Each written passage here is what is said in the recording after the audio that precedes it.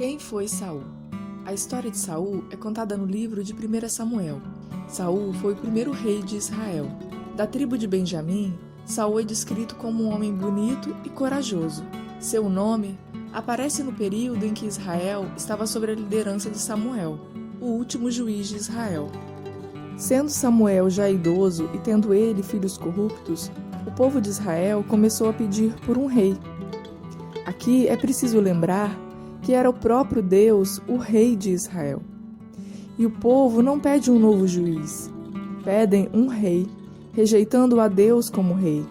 Eles estavam buscando colocar sua confiança na existência de um rei e não em Deus. Insistiram tanto que Deus disse a Samuel que iria dar ao povo o que eles queriam. Assim, o Senhor instruiu Samuel a ungir Saul como rei. Saul estava à procura de jumentas perdidas de seu pai. Após uma longa procura, foi informado que na cidade pela qual passava havia um profeta, um homem de Deus, Samuel. Assim, Saul foi até Samuel para ver se ele sabia onde as jumentas estavam. Deus já havia revelado a Samuel um dia antes sobre a vinda de Saul e que ele era o escolhido. E Samuel, sobre a orientação de Deus, ungiu a Saul.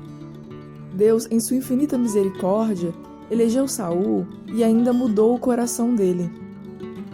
Posteriormente, Samuel convocou o povo em Mispa e anunciou que Deus já havia escolhido o rei para Israel. A escolha pública do rei foi feita por sorteio. A tribo de Benjamim, a menor das tribos, foi a sorteada. Em seguida, a família de Matre, a menor família da tribo de Benjamim, e então o nome de Saul. Assim, Saul foi publicamente apresentado como rei de Israel, mas o povo ainda não o via como um rei. Assumindo sua posição, Saul liderou o exército com bravura, e suas vitórias impressionaram o povo. E Saul foi confirmado rei pelo próprio povo. No capítulo 11, o povo incitou Saul a matar aqueles que questionaram sua posição como rei. Saul mostrou-se nobre quando disse que ninguém seria morto. Saul iniciou seu reinado de forma digna, mas no segundo ano já se mostrou impaciente e desobediente. Antes da batalha contra os filisteus, Saul deveria esperar o profeta Samuel chegar para dedicar o sacrifício e as ofertas de paz ao Senhor. Impaciente, Saul desobedece e presta ele mesmo, sem esperar por Samuel. Ainda assim, Deus era com ele. Para onde quer que Saul se dirigia, ele saía vitorioso. Numa das batalhas contra os amalequitas, Deus ordena que tudo seja destruído, bois, ovelhas, camelos, tudo. Mas Saul desobedece a Deus novamente, poupando tudo que tinha valor. Com tantas conquistas, Saul ainda se envaideceu e fez um monumento para si próprio. E Deus, vendo a desobediência de Saul, se entristeceu em tê-lo escolhido como rei.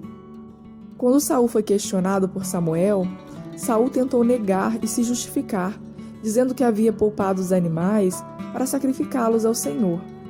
O que Saul não entendia é que Deus está muito mais interessado em obediência do que em ofertas e sacrifícios. Saul rejeitou a palavra de Deus, desobedeceu, e Deus o rejeitou como rei, e o Espírito do Senhor se retirou de Saul. Sem a presença de Deus, Saul passa a viver atormentado. Neste momento, Deus já havia escolhido o novo rei e enviou Samuel a ungí-lo. Davi seria o novo rei e o Espírito do Senhor veio sobre ele. Aqui é preciso observar que Deus já havia escolhido o novo rei, mas quem ocupava o trono perante Israel ainda era Saul. Para todo Israel, Saul era o rei. Saul, por estar atormentado, decide ter perto de si um tocador de harpa para acalmá-lo. E Davi é o escolhido. A Bíblia diz que Saul o amou e teve admiração por Davi. E assim, Davi se tornou um escudeiro de Saul. Quando o exército de Israel foi desafiado pelo gigante Golias, Saul prometeu a mão de sua primeira filha para quem o derrotasse. Davi foi quem o derrotou e acabou sendo designado comandante dos soldados. Davi agradava a todos. E no retorno de uma das batalhas, em que sob a liderança de Davi o exército de Israel saiu vitorioso, o povo festejava com cânticos que honravam não só ao rei Saul, mas também a Davi. Saul ficou com ciúmes, com raiva e com inveja de Davi, porque Davi tinha a bênção de Deus, e também porque ele era querido por todos. E é aqui que Saul começa a perseguir Davi. Ele tentou matá-lo, mas não conseguiu. Rebaixou Davi a oficial de uma pequena tropa, mas Davi não se enfurecia e sempre fazia o seu trabalho com dedicação e saía vitorioso a cada batalha, porque Deus estava com ele. Saul tentou matar Davi por diversas vezes e também não deu a mão de sua filha mais velha a Davi como havia prometido. E Davi acabou se casando com a segunda filha de Saul, Mical. Saul tentou armar para que Davi morresse em batalha, sem sucesso. Davi era tão amável e justo, não havia feito nada contra Saul, mas Saul o odiava, queria vê-lo morto.